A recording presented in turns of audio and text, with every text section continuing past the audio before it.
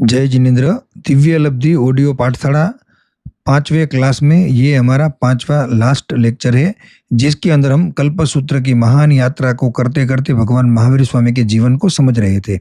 भगवान के जीवन को समझने के लिए हमने उनके जो 5 कल्याणक होते हैं, उसमें च्यवन कल्याणक को समझाया, भगवान के जन्म कल्याणक को समझाया, भगवान के दीक्षा कल्याणक की बात हो रही थी और दीक्षा कल्याणक की बात शॉर्ट में करके भगवान के केवल ज्ञान कल्याणक तक हम लोग आ गए थे। तो ये 5 कल्याणक के अंदर चौथा कल्याणक होता है, वो जो केवल ज्ञान होता है भगवान को। उस केवल ज्ञान के अंदर भगवान पूरे विश्व को देखते हैं और विश्व को देखने के बाद उनको लगता है कि पृथ्वी के ऊपर जो घटनाएं घट रही है वो निर्धारित समय से बरोबर काम कर रही है। उसके अंदर मुझे जैन धर्म की स्थापना करनी है, तो कैसे करनी?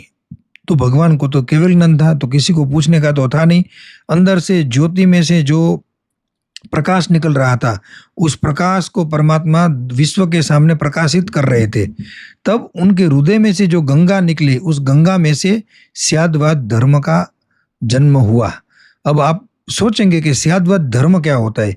स्याद्वाद धर्म को अनेकांतवाद भी बोल सकते हैं, जो अनेक चीजों को साथ में लेकर के, सबका साथ लेकर के, जिसका च्यवन होता है, जिसका जन्म होता है, जिसका मतलब एक व्यवस्थित स्थापन होता है, वो स्याद्वाद धर्म होता है।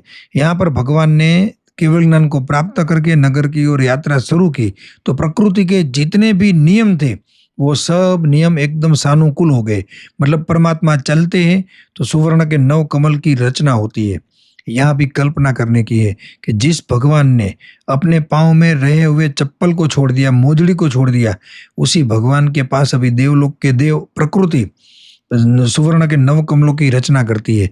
जितने भी पेड़ होते हैं, भगवान जब वहां से गुजरते हैं तो पेड़ भगवान को नमस्कार करते हैं। जिसके जितने भी कांटे होते हैं, वो सब कांटे उल्टे हो जाते हैं और फूलों की बारिश होती है। सभी प्रकार की ऋतु अनुकूल होती है। जिस पक्षियों का आवाज खराब होता है, वो पक्षी बोलना बंद कर देते हैं और जिसका आवाज सुंदर होता है, वो पक्षी बोलना चालू कर देते हैं। इतने जोरदार अतिशयों से युक्त, प्रातिहार्यों से युक्त परमात्मा नगर में प्रवेश करते हैं और यहाँ पर देवलोक के, स्वर्गलोक के सभी इंद्रलोक, देवलोक भगवान के समवसरण की रचना करते हैं। और 3 गढ़ होते हैं, सुवर्ण का गढ़ होता है, रत्न का गढ़ होता है और अलग अलग प्रकार के मेटल का गढ़ होता है। तो तीनों गढ़ों की रचना करके समवसरण में भगवान विराजते हैं और वहां पर करोड़ों देवी देवता, करोड़ों मनुष्य वगैरह परमात्मा की देशना को सुनने के लिए आते हैं। भगवान 16 पोहर तक देशना देते हैं और ऐसे उनका पूरा जीवन व्यतीत होता है। उस देशना की बातों करने के लिए तो शास्त्र में बहुत सारा वर्णन है, मगर हम समय के अभाव से और हमारा ज्ञान भी नहीं है उतना कि हम उसको पूरा ज्ञान आपके सामने दे सके। मगर शॉर्ट में ऐसा कहेंगे कि उस समवसरण के अंदर हिंसक प्राणी भी अहिंसक बन जाते हैं, दुश्मन भी मित्र बन जाते हैं।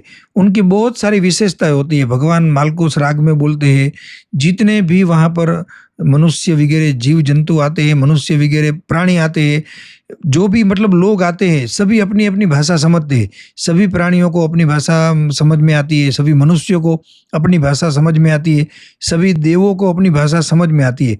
भगवान एक ही शब्द, एक ही भाषा में बोलते हैं, सब लोग अपनी अपनी भाषा में समझ लेते हैं। समवसरण में जितने भी लोग बैठे हैं, सबको ऐसा लगता है भगवान मेरे सामने देख करके बोल रहे हैं। एकदम सबको ऐसा ही लगता है। भगवान के 4 रूप होते हैं, चारों दिशा में एक एक रूप विराजमान होते हैं और लाखों करोड़ों लोग को धर्म की देशना देते हैं। और ऐसा कहा गया है कि भगवान की उस दिव्य वाणी से सभी आत्मा बहुत आनंदित होती है। मतलब वो शब्द जिनके कान में जाते हैं, उसको ऐसा लगता है कि अमृत धारा मेरे नजदीक आ रही है, मैं अमृत के अंदर भींग रहा हूँ। भगवान को केवल ज्ञान होने के बाद गणधरों के अंदर वो गौतम स्वामी वगैरह गणधर थे, उन्होंने भगवान के पास संयम लिया। उनकी भी एक बहुत बड़ी कहानी है और वो सभी गणधर भगवान ब्राह्मण थे। भगवान के पास पहली बार आए, बहुत सारे मन में प्रश्न भी थे, बहुत सारा अभिमान भी था। वो सब अभिमान को छोड़ करके, सभी प्रकार के प्रश्नों को गिरा करके भगवान के चरणों में सभी गणधर भगवंतों ने समर्पण कर दिया और समर्पण करने के बाद जैन धर्म के हिसाब से संयम का स्वीकार किया और भगवान ने भी उनको अपने शासन की धुरा दे दी। उसमें सुधर्मा स्वामी नाम के जो गणधर थे उनको लास्ट में पट्टाधिपति बनाया और उनके नाम से अभी हमारा शासन में सभी प्रकार की स्थापना होती है। सुधर्मा स्वामी ने नमः ऐसा हम बोलते भी हैं। और यहाँ पर गणधरों की दीक्षा हो गई। फिर बहुत सारी घटनाएं बनी है जो हम आगे आपको धीरे धीरे बताएंगे। यहाँ पर हम इस बात को आगे लेकर के जाते हैं कि जब तक भगवान को निर्वाण नहीं हुआ तब तक इस पृथ्वी के ऊपर परमात्मा ने ज्ञान का दिव्य प्रकाश दिया। हमारी पूरी लाइफ को, भूतकाल को, भविष्य काल को, वर्तमान काल को भगवान ने देखा हुआ है। तो हम तो खुद ऐसा ही मानते हैं कि परमात्मा ने अपने ज्ञान के अंदर हमारे साथ जो भी हो रहा है वो सब देखा हुआ है। तो उसके अंदर कुछ चेंज हो नहीं सकता है। जो कल होने वाला है वो भी भगवान ने देखा, जो कल हो गया वो भी भगवान ने देखा, हम कहाँ से आए वो भी भगवान ने देखा, कहाँ जाएंगे वो भी देखा हुआ है। तो जो घटना निश्चित है उसके बारे में ज़्यादा सोचना नहीं चाहिए। अपने शुभ कर्मों को करते करते आगे बढ़ना चाहिए। अब भगवान का जब अंतिम समय आता है तो उसकी एक बहुत सारी घटना में से एक घटना जो मुझे बहुत याद है कि भगवान ने अपने श्रावकों के एक मैसेज दिया कि जब आपको गौतम मिले, मतलब गौतम स्वामी मिले, तो उनको बोलना कि हे गौतम, तू पूरा समुद्र पार कर गया मगर किनारे पे अटक गया। तो जब भगवान का निर्वाण हो गया तब भगवान ने गौतम स्वामी को बहुत दूर भेज दिया था कुछ काम के लिए, एक ब्राह्मण को प्रतिबोध करने के लिए। वो उसका कुछ भी कारण हो सकता है, मगर भगवान के अंतिम समय में गौतम स्वामी वहां पर थे नहीं, जबकि भगवान महावीर स्वामी की और गौतम स्वामी की जोड़ी माना गया है। बहुत एक दूसरे को प्रेम था, लागणी भी थी। तो श्रावक लोग गौतम स्वामी को जब मिलते हैं तो मैसेज देते हैं कि भगवान महावीर स्वामी का निर्वाण हो गया।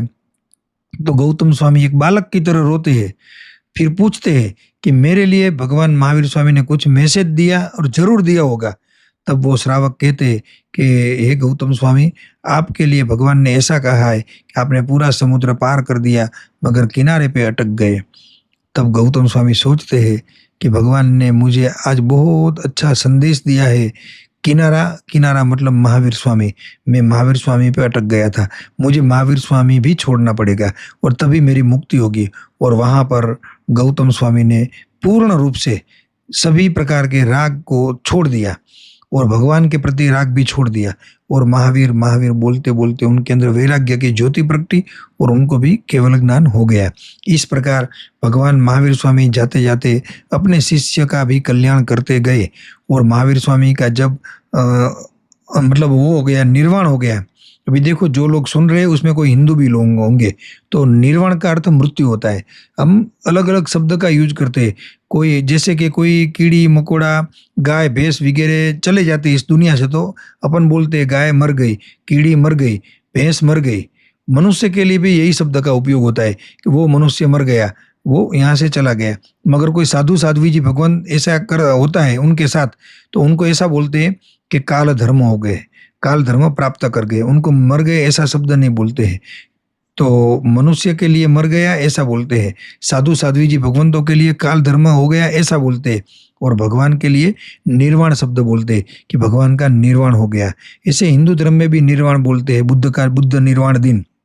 यहाँ पर ये तीनों शब्द को समझने जैसा है कि हमारे लिए मृत्यु शब्द क्यों होता है, साधु साध्वी के लिए काल धर्म क्यों होता है और भगवान के लिए निर्वाण क्यों होता है।